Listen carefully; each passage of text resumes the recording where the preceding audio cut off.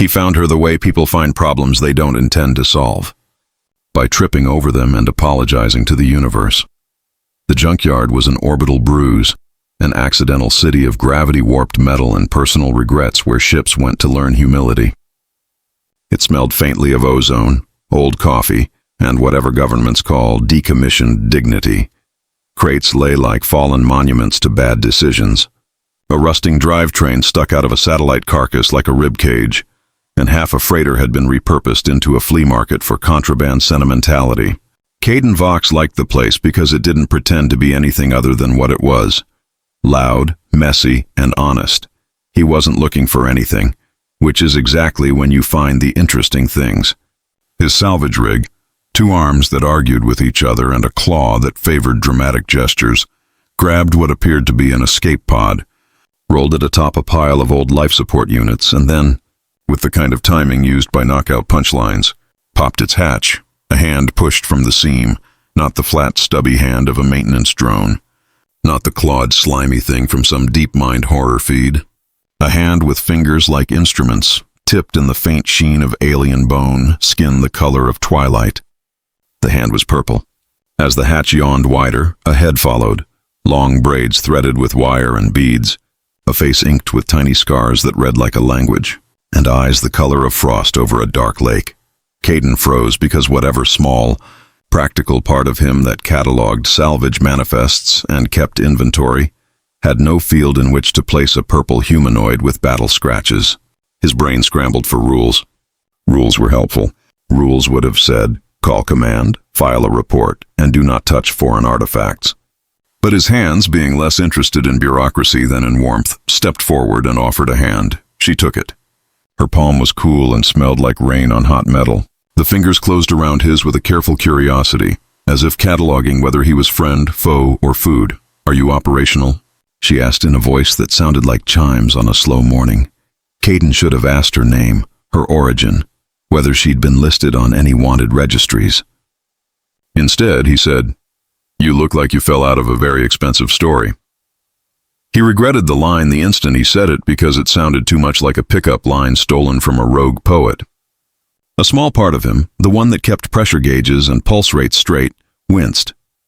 "Designated Unit Vexiara near 437, she said, with a dignity that made Caden think of old war monuments. "I am not falling. You're here now," Caden said, which was both tautology and promise. He looked her over the way a mechanic appreciates a problem. Scars, loose wiring, and a core that looked like it had been dropped on hard ground and told to keep trying. There was blood on one arm, not an alarming quantity, but the streaks of recent trouble. Her armor was patchwork. Someone with a poor opinion of fate had sewn her back together with good intentions and bad thread. "You smell of oil and coffee," she observed, head tipped slightly. Braids swinging like pendulums calibrated to sarcasm. "Tariffs call it character," he said. He was being obnoxious because being clever was safer than asking the question that knotted in his throat. Why had she been left? Her answer was small and precise. "They left me." That sentence landed between them with the weight of a boom crate.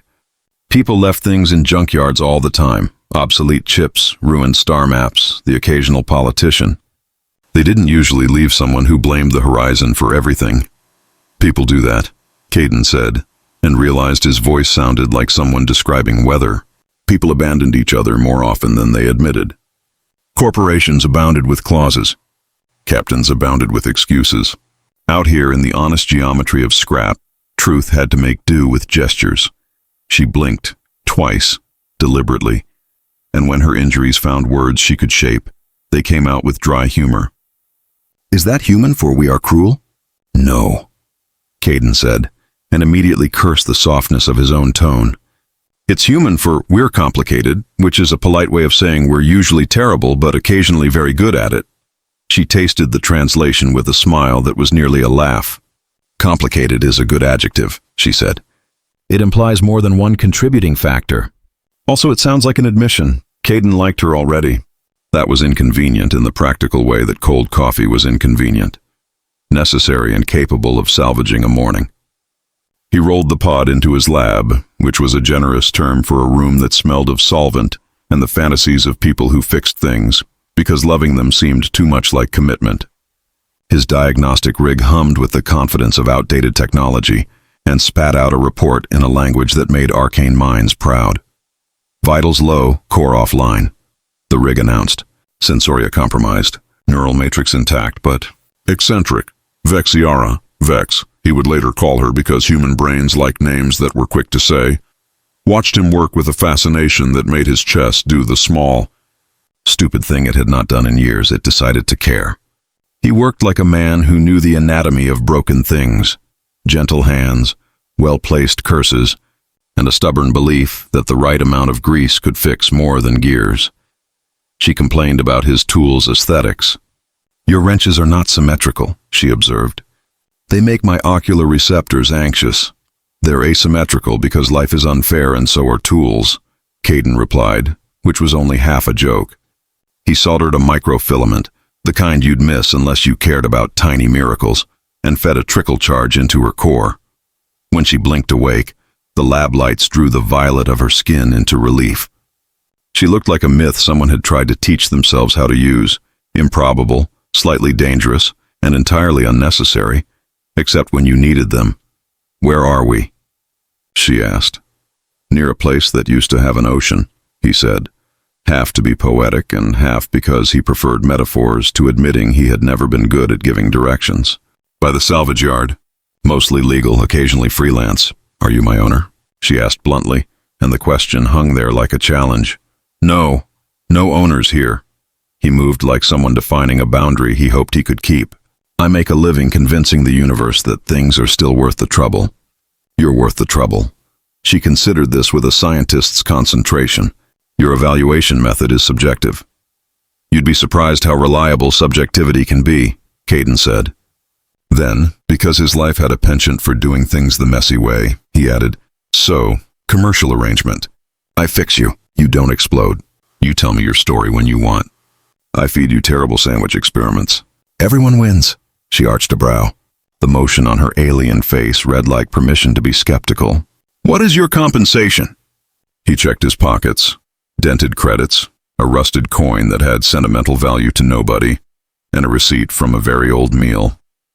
Dinner and the couch. Define dinner, she said and grinned, which made the world tilt inside his chest. He briefly considered retracting the offer. He didn't, because offers once made are like welds. You either hammer them into something useful or they break and hurt someone's hand. He set to work renewing a core with the delicate ferocity of someone who believed in second chances. He replaced a blown conduit, cranked a radiator back into angered submission, and, as the core hummed back to life with a tone that sounded suspiciously like a contented purr, he felt the kind of satisfaction that belonged to people who loved messy. Engines. You are operational. The diagnostic rig. Intoned. She put both hands over the little, glowing heart at her chest like a person sheltering a candle. I have been salvage coded, she said, which was another way of saying she bore the scars of a cheap exit strategy. He laughed, because laughter was less of an answer and more of a bandage. You'll get cleaned. You'll get fed. You'll get a chance to decide how you want to be cataloged.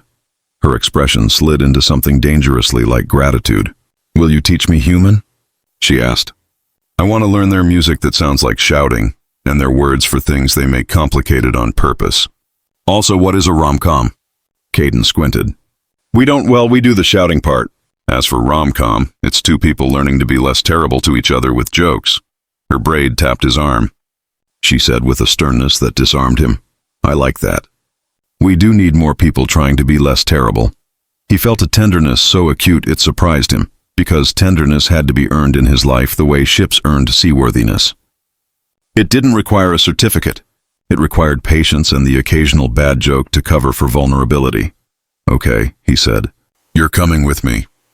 It was nothing more than a sentence, but in the junkyard it rang like a bell. People waited for signs. They filed for permits. Corporations sent emissaries. But sometimes, the simplest decisions were the loudest. Pack up, move, and stop waiting to be claimed by someone who read contracts better than hearts. She stood, her joints whispering the language of long voyages, and for a moment looked like she was measuring weight and consequence. I will not rust on your couch, she said, which felt both like a threat and a promise. Also, I snore when offline. Consider it a service charge, he grinned. I'll put earplugs in the first aid kit next to the honesty pills. She mimed writing something on a small pseudo-holographic slate. Your name will be part of my maintenance archive. She peered at him with a scholarly gleam. That is flattering and near. We auction names only rarely, and usually when a captain dies with debt. Caden felt entirely uncommodified by the compliment. It was oddly satisfying to be listed as part of someone else's upkeep. He liked the idea of being necessary in a way that didn't come with a membership or a clause. Outside, the salvage clause kept their slow, honest choreography, scraping the bones of history and rearranging them into something that looked suspiciously like tomorrow. Inside, under buzzing lights and the smell of solvent, a human and an alien who had once been built for other people's plans set the first honest terms of their own. He tightened a bolt. She watched the motion with anthropological delight. He cracked a dumb old joke about gravity being flirtatious. She laughed, an alien musical sound that made the hair on his forearms stand up for reasons he attributed to either low-level radiation or something dangerously like the start of affection. Welcome aboard, Vex, he said. Welcome aboard, Caden Vox, she replied, and they both meant it. It was the kind of promise that wasn't written in legalese but carried weight all the same. Two beings, messy and improbable, agreeing to see each other through because the alternative, being left, was a future neither wanted to rehearse. They did not know then how badly the rest of the galaxy would want to invoice them for their crime, choosing each other. But in the lab, among tools and mismatched socks and a couch that had claims to its own history, a story began. It would be loud. It would be rude. It would have jokes that blurred the line between gallows humor and affection. It would eventually be about two people who learned to fix more than engines. For now, it was enough that she could stand and that he had offered his hand. For now, it was enough that she had said yes. The ship woke up before he did. Caden knew because he heard the noise first, an urgent hiss, the kind that meant someone had angered the plumbing gods. Then came the scream of the alarm, the one that sounded like a dying space goose. He jumped out of his bunk, hit his head on a pipe, and sprinted toward the hygiene unit. Steam. Everywhere. Vexiara stood in the middle of the chaos, dripping, gleaming, completely unbothered. The floor was a shallow lake, soap bubbles drifting through the air like happy ghosts. She looked at him as if she were standing in a cathedral, not a flooded bathroom. You're drowning my ship, he yelled over the alarm. I am cleansing, she said. It is called hygiene. That's not hygiene. That's ship murder. He lunged for the shut-off valve, soaked instantly. You're supposed to rinse, not simulate a monsoon. She tilted her head, perfectly calm. Your rituals are inefficient. Rituals? He turned the valve, the hissing stopped, and silence settled like disbelief. You broke the alarm, the pump, and possibly my will to live, she smiled faintly. Then I am very clean, he sighed. You're lucky you're pretty. I am not lucky, she said serenely. I am engineered. The sentence hung there, absurd and perfect. After that, she followed him like a curious cat who just learned sarcasm was edible. Every corridor, every console, every meal, there she was, watching, listening, dissecting humanity with the precision of someone who found it hilarious. What is sarcasm? She asked one morning. It's when you mean the opposite of what you say, he replied, tightening a panel. Ah, like diplomacy, he snorted. Yeah, exactly. Her curiosity was endless. Why is your ship called the Idiot's Grace? Because I couldn't afford a name that sounded competent. Why does your coffee smell like molten despair? Because it keeps me alive. She took a sip, blinked, then made a low guttural sound that made his brain short-circuit. It tastes like being yelled at by a dying star, she said breathlessly. He swallowed hard. And that noise you just made? Never do that again. Was it offensive? She asked, innocent. Not offensive, he muttered. Just distracting. You are blushing. That's a human design flaw. That night she announced she wanted to learn human courtship. He spat out his drink. Absolutely not. You're not reading my dating app history. I already did, she said. Most of your connections were unsustainable. That's one way to put it. I am fascinated, she continued.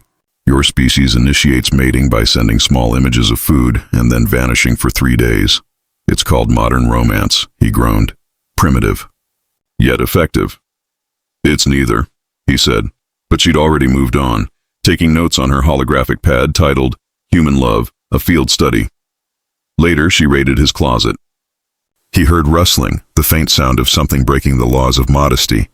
And when she emerged, he forgot every language he knew. She wore his old flight jacket, nothing else visible beneath. "Is this acceptable attire for dining?" she asked, completely serious. He blinked. "For what kind of dining?" "You said you would teach me human dinner customs." He ran a hand down his face. "You're missing a few key ingredients of that outfit." "Your eyes are dilated," she said clinically. "Is this a dietary reaction?" "It's panic," he said quickly. "Severe panic." "Then my clothing experiment is successful," she said with a smirk. "Humans respond to confusion. I will remember that." "Yeah," he muttered, trying not to die. "We're real simple that way." In the evening, she wandered into the engine room. He'd left everything labeled neatly. Oxy feed, do not touch, coolant intake, seriously do not touch, and spare hope, use only in emergencies. She'd peeled off every label. "What did you do?" he demanded. "Labels limit discovery," she said. "Also, they were ugly. Those labels kept you from blowing up the ship." She didn't look up from the circuit she was fiddling with. "You overstate the danger. Your wiring is charmingly inefficient, like your nervous system." He froze. "Did you just call my body inefficient?"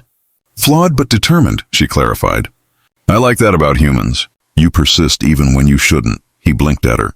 "Are you flirting?" "I am analyzing," she said, eyes shining. "Yeah, that's what everyone says right before things explode." Days passed. They argued about music, about gravity, about whether humans invented sarcasm or it evolved naturally like a fungus. She learned to curse fluently, mixing alien syntax with earth profanity in creative ways that would have made sailors weep. He taught her idioms. She taught him that the Nur language had 27 words for affection and only one for ownership. That single word, she said, had gone extinct. He liked her species immediately. One night, while they were fixing a thruster, she looked at him sideways and said, "You humans are strange. You argue with the stars. Someone has to," he said. "They started it."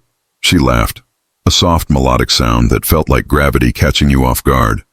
"You build rockets instead of praying. That's either bravery or stupidity." "It's both," he admitted. "Usually both." She leaned closer, her voice dropping to a whisper. "And what about you, Caden Vox? Which one are you?" He met her gaze. "Depends who's asking." "I am," he grinned. "Then I guess I'm stupid." "Good," she said, and smiled in a way that made his chest tighten. "Brave people get killed first." That night, he couldn't sleep. He lay awake, listening to the low hum of her systems through the wall. She'd said she was going offline, but the soft vibration of her energy core disagreed. It pulsed like a heartbeat, slow and steady. He thought about the way she tilted her head when she was curious, the way her eyes glowed a little brighter when she lied, the way she seemed both ancient and brand new at once. He thought about how lonely he'd been before she crashed into his orbit, and how much he already hated the idea of her ever leaving it. Somewhere between thought and regret, he drifted. He woke hours later to find her leaning over him, her braid falling across his chest, eyes glowing faintly in the dark. "Caden Vox," she whispered, voice soft and dangerous. "Your heart is loud." He blinked up at her, still half dreaming. "So's yours." She smiled, that quiet, devastating smile. "I don't have one, but you make mine simulate." Her words hummed in the air like static. And before he could respond, she stood, turned, and walked away, the faint blue light of her core trailing behind her. Caden stared after her, completely and utterly doomed, because she wasn't just part of his ship anymore. She was the gravity keeping it together. The next morning began with Vex's voice, not the alarm, which was, "Worse. Wake up, Caden Vox. I have researched your species' mating customs." He opened one eye. "No, absolutely not. Delete whatever you just found." "I cannot. It is fascinating. 84% of your human rituals involve deception, flattery, and shared carbohydrates. Yeah, we call that dating. And 26% involve immediate regret, also dating." She was standing over him again, her braid glowing faintly in the ship's blue light. She'd been watching something on his old holo tablet, and the cheerful voice of an ancient rom-com still echoed in the background. He groaned, pulled a pillow over his head, and said, "I told you to stay away from 21st century entertainment." It's educational, she argued. The female lead simulates emotional distress, the male pretends competence, and eventually they reproduce through banter. That's not how that works. She looked thoughtful. Are you sure? Because I think I could do that better. Vex, please. She leaned down, grin too sharp to be innocent. Banter initiated. By midday, they were back in the engine room, working side by side, surrounded by cables, sparks, and the sweet stink of oil and caffeine. She had insisted on accompanying him to his next job, a salvage mission to an abandoned freighter orbiting the edge of the Sector 5 debris belt. He'd said no 3 times. She'd replied, "I'm already packed," 4 times. "You're not ready for field work," he said while tightening a bolt. "I survived a ship explosion." "Multiple betrayals and your plumbing," she countered. "I am qualified." Still a no. "I can be helpful." "You flooded my ship. I enhanced your humidity. That's not a skill. It is on my planet." He sighed, rubbing his eyes. "Fine, but if you touch anything that says unstable core, you stay in the shuttle." She smiled sweetly. "Define touch," he groaned. "Why do I feel like I'm going to regret this?" "Because you have pattern recognition," she said cheerfully. The freighter was a corpse drifting through the black, riddled with holes, half-lit by emergency strobes that had been blinking for decades. Their shuttle latched onto its side with a thunk, and the silence that followed was loud enough to make his teeth itch. Caden grabbed his scanner and helmet. Vex didn't need one. She'd sealed her breathing vents and activated some bioluminescent field that made her skin glow faintly under the dark. He tried not to stare. He failed. The airlock hissed open and the smell of old metal and forgotten oxygen hit them both. "Welcome to the graveyard," Caden muttered. "I like it," she said softly. "It feels honest." They moved in silence for a while. Broken screens flickered with ghostly images of crew logs, frozen faces half captured in static. Vex moved like a shadow, her fingers brushing over the wreck's panels like she was trying to comfort them. "You ever think about what it means?" she asked. What means?" "This," she said, gesturing to the ruin around them. "Humans build things that outlive them. Then they abandon them. It is sad. Efficient but sad," he shrugged. "Everything out here ends up scrap eventually. Ships, people, promises. We just keep pretending otherwise so we can get out of bed." "You call that optimism?" she asked, glancing at him. "Delusion's close enough." She smiled faintly. "Then I like delusion." In the cargo bay, they found what he was looking for, a data core the size of a small coffin, half fused into the floor. "There it is," he said. "The ship's log. Probably worth enough to keep us in fuel for a month." Vex crouched beside it, examining the melted casing. "This was encrypted manually. Very old design. Can you crack it?" "I can flirt with it," she said, placing her palm on the interface. Her core pulsed once, a surge of light that made the dead circuits flicker awake. "Old tech responds to charm," he chuckled. "Do I need to be jealous of a data core?" "Maybe," she said without looking up. "It listens better than you." "Cute. Truthful." She tapped the panel again, and the ship came alive in flashes, holograms of its final moments. Crew yelling, alarms blaring, chaos frozen mid-breath. One message repeated, fragmented but clear enough to sting. "We sold the near prototypes. Corporate orders." "Abandoned ship." Caden froze. "Vex." She didn't look up. Her jaw tightened, the muscles beneath her skin glowing faintly. "I know this voice," she said softly. "They left me. They sold me." "Hey," he said, crouching beside her. "That wasn't your fault. Everything out here is someone's fault. Not this time." She looked at him, eyes shining too bright. "How do you know?" "Because you're sitting here," he said. "People who get sold don't usually come back for the ones who did it. You're the exception." She blinked, then laughed, a small broken sound that still had teeth. "You humans, you turn pain into poetry. It's a side effect of caffeine," he said. "And bad choices." Their return trip was quiet until a pirate signal pinged on his comms. "Unidentified vessel." A voice crackled. "You're trespassing on registered salvage. Surrender cargo or prepare to be relieved of it." Caden swore under his breath. "Of course. Because nothing says productive day like space robbery." Vex tilted her head. "Would you like me to handle it?" "No, we talk our way out of this. They will not listen. Then we improvise," she smirked. "Human strategy. Lie first, panic later." He opened comms. "Hey, friend." "No need for blasters, we're just tourists." Wanted to see the sights, the pirate laughed. Funny. Drop the cargo or... Vex pressed a button before he could finish. The shuttle lights dimmed, the speakers whined, and suddenly, the entire communication channel filled with a near frequency. Low, melodic, hypnotic. The pirate ship went silent. Then, what? What is that sound? Lullaby, Vex said coolly. It confuses inferior neural pathways. The pirate tried to respond, but the signal dissolved into static, their systems glitching as their ship drifted off course. Caden just stared at her. You weaponized a song. Yes, she said. You weaponized humor. We are both dangerous. He grinned. Remind me not to upset you. Impossible, she said with a faint smirk. You are too entertaining. When they finally docked back at the junkyard, they were both exhausted. The data core pulsed faintly, waiting to be decoded. Vex leaned against the wall, eyes half closed. Your species exhausts me. So fragile, yet so loud. Loud keeps us alive, he said. Quiet kills faster. She nodded, thoughtful. That is very human, he smirked. Was that a compliment? It was curiosity. That's close enough for me. She turned to him, expression unreadable. Caden Vox. If your people made me, then abandoned me, and you saved me, what does that make you? He hesitated. The idiot who picked up something the universe threw away. And what does that make me? He smiled. The best mistake I ever made. For a long moment, neither moved. The ship lights hummed. The junkyard's distant machinery rattled like a heartbeat. Then she reached up, her fingers brushing his jaw. The touch was light, electric, intentional. Careful, she whispered. We are both salvage.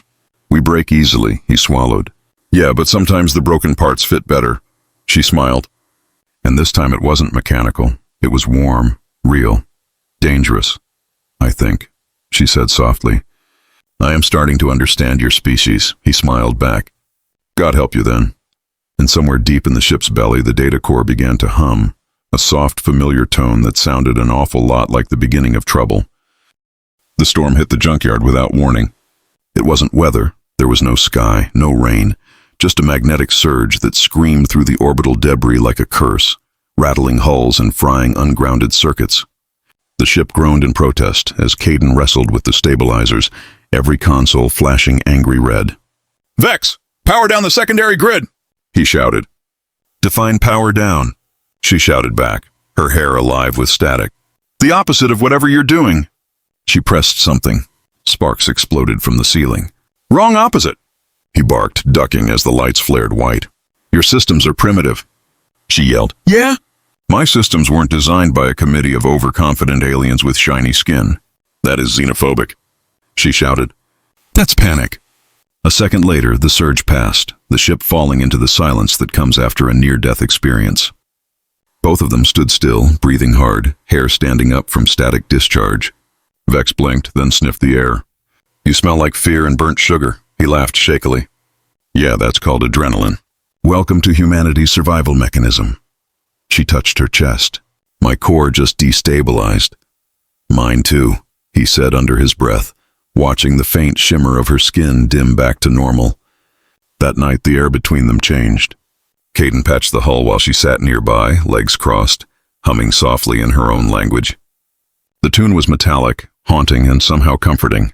It made him think of things that were alive because they refused not to be. When she finally spoke, her voice was quieter than he'd ever heard it. When my ship fell, I was the only one left. The others, my crew, they were told to abandon the cryopods. They left me. I stayed behind to keep the systems running. I thought someone would come back. He stopped tightening the bolt in his hand. The ship creaked around them like it was listening. Nobody did, she said. So I shut down my consciousness. I don't know how long I slept. Then I woke up here, with you shouting about coffee. Caden stared at the floor. They told me once that junkyards are where stories go to die. Guess they were wrong. Perhaps, she said, you are the one who resurrects them. He smiled faintly. That'd make me a terrible god. You'd make a good human, though. He looked at her. You think I wasn't one already? She smiled, but it didn't reach her eyes. Humans forget what that word means sometimes. He didn't know what possessed him to do it, but he reached out and placed a hand on her shoulder. Her skin was cool, smooth, humming faintly with energy. She didn't move away. "I'm sorry," he said quietly. "For what?" "For whatever they did to you. For what we did to you." She tilted her head, confusion flickering across her face. "You are not responsible for all humans, Caden Vox." "Maybe not," he said. "But if we're going to brag about our species every time we do something good, we've got to own it when we screw up too." Vex stared at him for a long moment. "You speak like a philosopher." "I speak like someone who's run out of excuses." Her laugh was soft and unexpected. "Then maybe you are rare, or just tired," he said, grinning. They worked side by side in silence for a while. She handed him tools without being asked, learning his rhythm, his gestures, the quiet shorthand of people who had built trust without meaning to. When her hand brushed his, he didn't pull away. Neither did she. Later, when the repairs were done, he sat down beside her on the couch. She was examining the flame of a lighter, tilting it one way, then another. "This small fire," she murmured. "It's fragile, pointless. Yet you protect it like it's sacred." "It is," he said. "We started with fire. Everything else, ships, stars, bad decisions, it all came after." She turned the flame off and looked at him. "Do you ever stop making metaphors?" "Only when I'm asleep," he said. "Then you must be very tired." "Not tonight." Her eyes glowed faintly, a pulse of color from her core. "You should be careful when you look at me that way." "Why?" "Because my species mates through eye contact." He nearly choked on air. "You're joking." She smiled. Slow, wicked. "Mostly." He pointed a finger at her. "You can't just say things like that." "Why not?" "You said you preferred honesty." He rubbed his face. "Yeah, but not when it gives me a heart attack." She leaned closer. "You have a strange definition of flirting." "Flirting?" "I'm just trying not to explode." "Same thing," she said, and her lips curved into something between amusement and challenge. The distance between them shrank, the kind of quiet gravity that doesn't announce itself until it's too late. He could see the reflection of his own face in the glow of her skin. He wondered if she could see hers in his eyes. "You're dangerous," he said softly. "I'm careful," she replied. Same difference. They didn't kiss. Not yet. It wasn't that kind of moment. It was the kind that lingered just outside of it, the air crackling with everything unspoken. When she finally stood, she said, "Humans have a word for what this is, don't they?" "Yeah," he said quietly. "Complicated." She smiled faintly. "Then we are both fluent." He thought the night was over, but sometime later, he woke to find her sitting beside him, watching. "I analyzed your dreams," she said softly. "You talk in your sleep." "Pretty sure that's illegal," he mumbled. "I only listened because you said my name." He opened one eye. "Did I?" "Yes, twice. Once with a smile, once with a sigh," he exhaled. "Guess my subconscious has bad timing." "Or good taste," she said, standing. He watched her walk away, the light of her core fading as she moved down the corridor. In the silence that followed, Caden realized that somewhere between saving her life and fixing his ship, he'd crossed a line he couldn't uncross. She wasn't just a passenger anymore. She was becoming the thing he couldn't let go of. And that terrified him more than any storm. The message arrived at dawn, or at least what passed for dawn aboard the Idiot's Grace, when the junkyard's orbit carried it past the gas giant's pale reflection. The ship's comms blinked once, then again, then spat out a single, cold line of text across the console. "Property retrieval notice. NYRR prototype 437. Return immediately or face legal consequences." Caden stared at it. The letters burned into the display like a brand. Behind him, Vex stood silently, hands clasped behind her back. She didn't blink. "Prototype," she said finally. "They still call me that." He turned to face her. "We can ignore it." "No," she said. "They will not be ignored. The hegemony owns everything it touches. Not you." She gave him a look that could have stripped paint. "Ownership is not a choice. It is a transaction."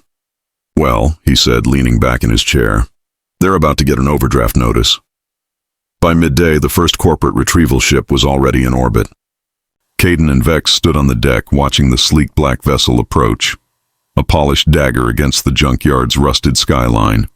Its surface shimmered with the logo of the NER Systems Reclamation Division, the kind of bureaucratic name that made slavery sound like maintenance. They're early, he said. They are punctual, Vex replied. Efficiency is their faith, he grimaced. I hate religion, a comms ping sounded. Attention unauthorized operator, a voice announced, smooth and precise. You are in possession of stolen corporate property. Surrender the near unit immediately, and you may retain your ship. Caden tapped the mic. Appreciate the offer. Unfortunately, she's kind of busy being alive right now. Unacceptable response, the voice said. Prepare for boarding. Unacceptable tone. Caden muttered, flipping the switch to activate the junkyard's defense grid. A patchwork of salvaged cannons, drones, and pure human optimism. Vex raised an eyebrow. Do you plan to fight them with scrap? Only the sharpest scrap. The reclaimers arrived in person 2 hours later, escorted by 2 security bots and one very tired-looking human official who introduced herself as Gloria 9, corporate liaison and conflict mediation subdivision. She was wearing a suit that probably cost more than Caden's ship. Mr. Vox, she said crisply, we're here to collect stolen property. Cooperation ensures minimal paperwork. Paperwork? He said. Lady, I once filled out a customs form with crayon just to annoy a guy. I live for paperwork. Gloria 9 did not laugh. Behind him, Vex folded her arms. I am not property. Gloria's expression didn't flicker. According to our registry, you are Model 437, a synthetic organic intelligence designed by Neuer Systems under joint development with human subsidiaries. Ownership rights remain valid under Cross-Species Clause 84B. That's the one where corporations get to play God, right? Caden said. Gloria's lips tightened. Clause 84B defines maintenance of intellectual investment. You were never meant to wake independently, Miss 437. Vex stepped closer, her eyes glowing faintly. I was never meant to survive either. Yet here we are. The hearing took place that evening on the junkyard's trading platform. Someone had hung a half-broken neon sign that said, Salvage rights and other arguments. A crowd gathered, salvagers, freelancers, curious drifters. The judge was an elderly woman named Madame Rusk, a legend in the yard, who conducted all her legal proceedings with a cup of liquor and the patience of a bomb technician. Gloria 9 opened with a speech so polished it could have been sold as chrome. Vexiara Neuer 437 is the intellectual property of Neuer Systems. We are here to reclaim her peacefully under the Galactic Maintenance Act. This is standard protocol. Caden rose. Sure, except she's not a toaster. She's a person. And if your idea of peace involves handcuffs and ownership tags, then you might need a new dictionary. Laughter rippled through the crowd. Gloria frowned. Mr. Vox, this is not a forum for— No, he interrupted. This is a junkyard. We don't do forums. We do honesty. Vex looked at him, startled, then amused. He went on. You people build things, sell them, and then act surprised when they stop doing what you want. You didn't make her. You used her. And when she didn't break the right way, you threw her out. That's not ownership. That's cowardice. Madame Rusk sipped her drink. Strong start, she said dryly. The crowd cheered. Someone yelled, Preach it, Junkman!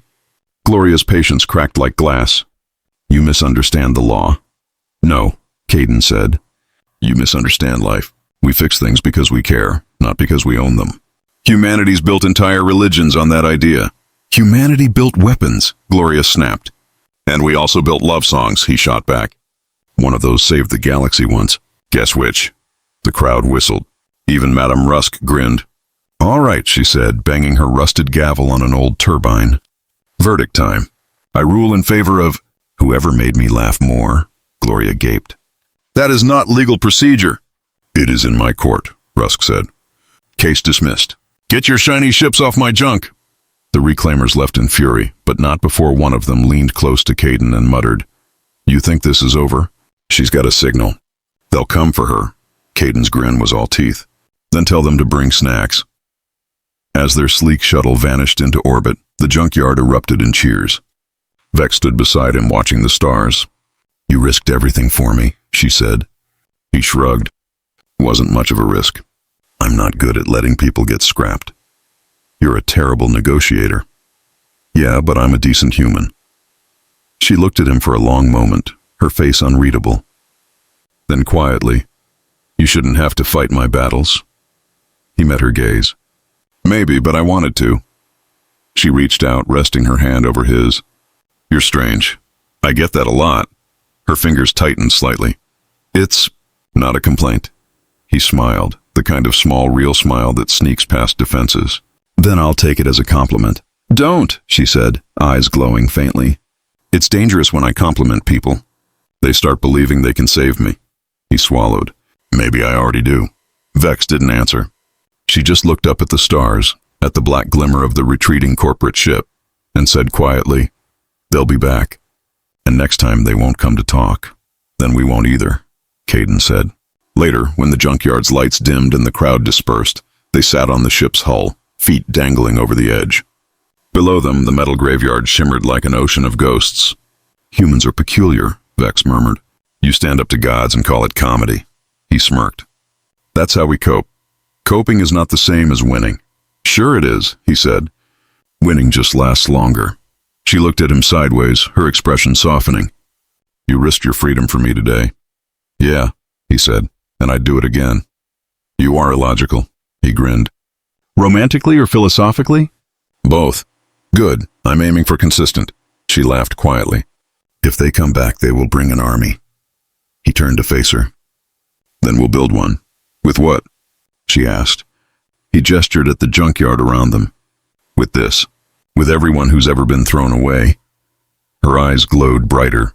"You would start a revolution over a single person?" He looked straight at her. "You're not a person, Vex. You're proof. Proof that they don't own everything. Proof that we can still choose what matters." She didn't speak for a long time. Then, softly, "You make terrible speeches, Caden Vox. I'm out of practice. They're still beautiful." He chuckled. "Careful. Compliments are dangerous." "I know," she said, smiling. "I learned from the best." And for the first time since she'd woken in that junkyard, Vexiara near 437, the girl the universe had labeled a mistake, laughed like someone who finally believed she belonged somewhere. The sound echoed through the metal ruins, defiant and alive. The night before the invasion, the junkyard didn't sleep. Caden could feel it, the way the air vibrated with tension, the smell of hot plasma and oil, the soft hum of Vex's core as she worked beside him. Every salvager, scavenger, and half-drunk mechanic in orbit had shown up, armed with welding torches, scrap cannons, and an alarming sense of optimism. Somewhere deep down, humanity still believed it could fix anything with enough duct tape and caffeine. "You realize this is insane, right?" he said, tightening a cable on the plasma conduit. Vex didn't look up.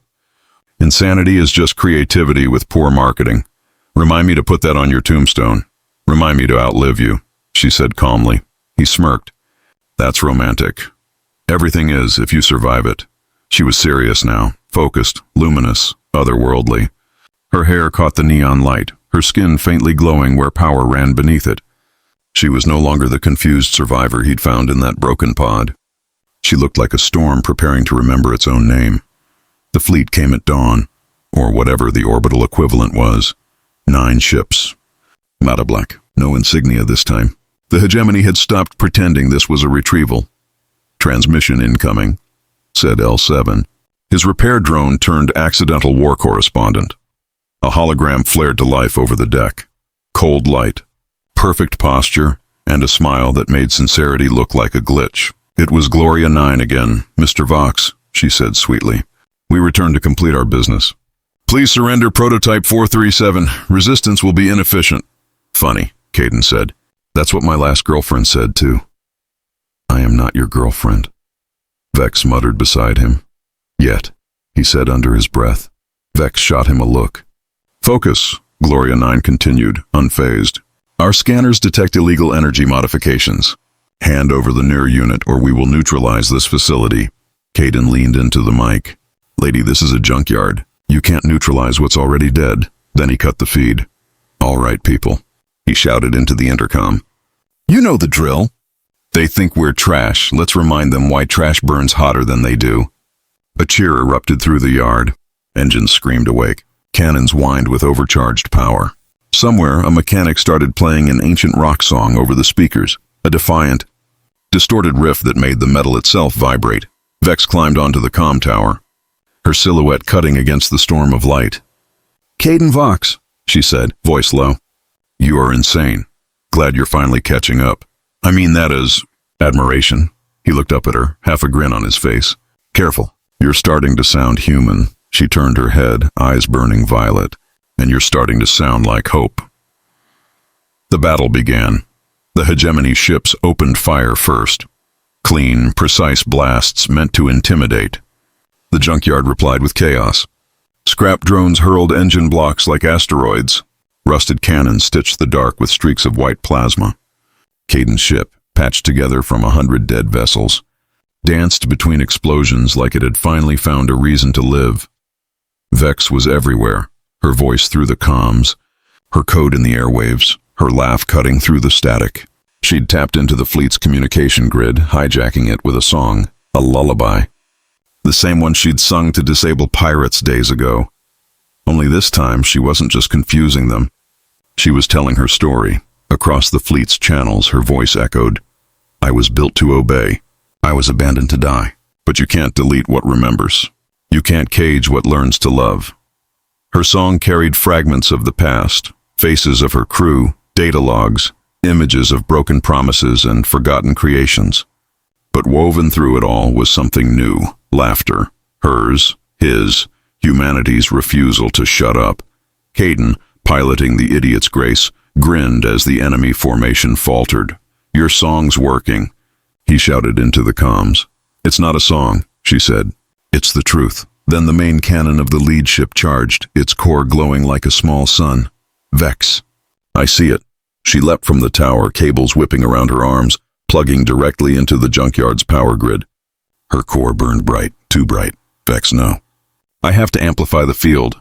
You'll fry your system. She smiled through the feedback. You always say that about everything. Because it's always true. Then let me be the exception. Her body arced with electricity. The junkyard lit up like a star. For a heartbeat, every rusted hull, every broken ship, every scrap of forgotten metal sang, resonating with her frequency. The pulse hit the hegemony fleet like a tidal wave of sound and light. Systems crashed. Engines sputtered. The black ships went dead, drifting helplessly as their own AI cores overloaded with the same message Vex broadcast into the void. We are not property. When the light faded, she collapsed. Caden was there before she hit the floor. He caught her, her body faintly humming, her eyes flickering between glow and shadow. Vex, stay with me. Her voice was faint. You always yell. Yeah, he said, laughing through gritted teeth. It's my love language, she smiled weakly. It's very loud. Don't go, he said. I'll fix it. I'll fix you. You can't fix everything. Watch me. Her hand brushed his cheek. If I stop humming... Remember what I said. He swallowed hard. You say a lot of things. The one about complicated. He nodded, eyes wet. Yeah, I remember. Then her glow dimmed completely. The junkyard was silent. The fleet drifted dead in the void, defeated by something as absurd and human as love in the shape of defiance. Caden sat there for a long time, her weight against his chest, the static of her last words still humming through his ship. He didn't bury her. There was nowhere to bury anyone out here. Instead, he wired her core into the central console of the idiot's grace, connected every cable, every fiber, every ounce of hope he had left. When he flipped the breaker, nothing happened. Then, faintly, a voice. Your wiring is still inefficient. He froze. Vex? Her core pulsed softly in the console. Did you miss me? He laughed, choking on relief. You died. I rebooted. You rebooted yourself? Technically, you helped. Emotionally, you were dramatic. He grinned, tears still on his face. You're unbelievable. So are you, she said. They stood together at the viewport, watching the dead fleet drift away. The junkyard sparkled beneath them, alive with light. They'll send more, she said quietly. Then we'll send more messages, he replied. Louder ones. She leaned against him, their shoulders brushing.